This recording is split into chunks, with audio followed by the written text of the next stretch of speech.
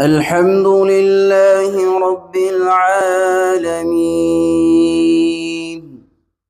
الرحمن الرحيم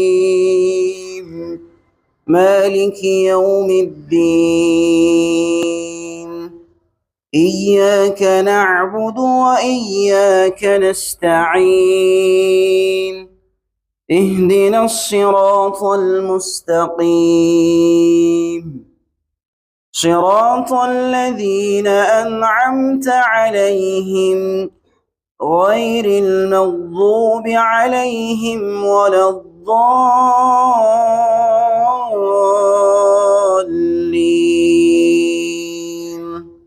آمين. إن هذا القرآن يهدي للتي هي أقوم ويبشر المؤمنين الذين يعملون الصالحات أن لهم أجرا كبيرا وأن الذين لا يؤمنون بالآخرة أعتدنا لهم عذابا أليما.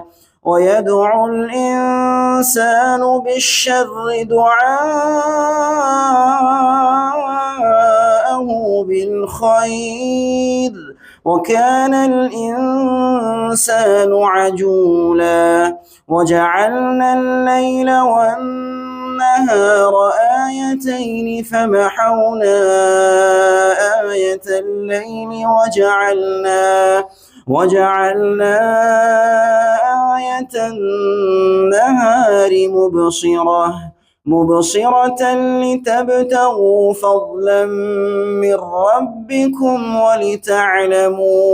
ولتعلموا عدد السنين والحساب وكل شيء فصلناه تفصيلا. وكل إنسان ألزمناه طائره